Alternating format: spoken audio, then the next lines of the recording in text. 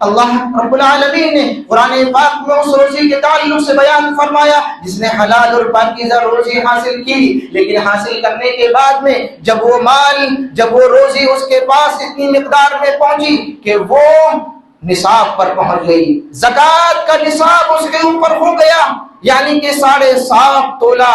سونا یا 52.5 تولہ چاندی کے برابر وہ پہنچ گیا مال، اور وہ مال میں سے زکوٰۃ نہ نکالے، سال میں جو اس کا حق ہے اس حق کو وہ غریب مسکینوں اور یتیموں کے درمیان میں تقسیم نہ کرے، تو پیارے رسول صلی اللہ علیہ وسلم پر جو قرآن پاک نازل ہوا اس میں اللہ رب العالمین نے بیان فرمایا والذین یکنزون الذهب والفضة ولا ينفقونها في سبيل الله فبشرهم بعذاب علیم، جو لوگ سونا اور چاندی کو جمع کرتے ہیں، اپنے روپیہ پیسہ کو بینک بیلنس کو جمع کر کے رکھتے ہیں، ولا ينفقونها في سبيل الله، اور اللہ کے راستے میں وہ خرچ نہیں کرتے، زکوٰۃ نہیں نکالتے، ان کے لیے دردناک عذاب تیار ہے۔ یہ ان لوگوں کے معاملہ ہے، یہ ان لوگوں کا معاملہ ہے جن کے پاس حلال روزی ہے، جن کے پاس حرام کا معاملہ ہے، ان کے بارے میں تو فرمایا اگر وہ صدقہ بھی کرے تو قبول نہیں ہوگا، وہ دعا بھی مانگے تو دعا قبول نہیں ہوگی، وہ روزہ بھی رکھے تو روزہ قبول نہیں ہوگا،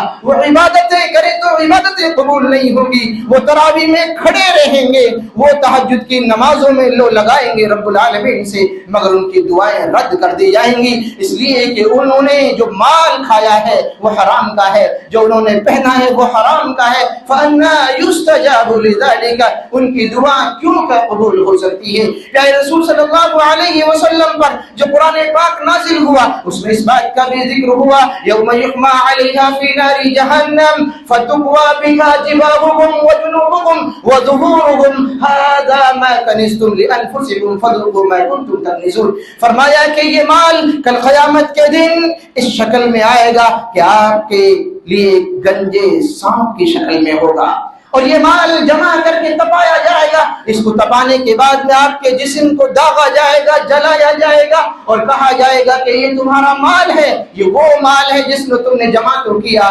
مگر قبر میں تمہارا ساتھ نہ دے سکا، یہ وہ مال ہے جس کو تم نے اپنے بچوں کے لیے جمع کیا تھا مگر یہ بچوں کے پاس تو رہ گیا، تمہارے لیے کوئی فائدہ نہ دے سکا۔ اللہ رب العالمین نے لوگوں کو اس بات سے ڈرایا ہے کہ روزی کے معاملے میں محتاط رویہ برتنے کی ضرورت ہے، ایک لقمہ بھی تمہارے جسم کے اندر اس انداز میں داخل نہ ہو پائے کہ کہیں یہ مال حرام کا تو نہیں ہے، چوری کا تو نہیں ہے، ڈکیتی کا تو نہیں ہے۔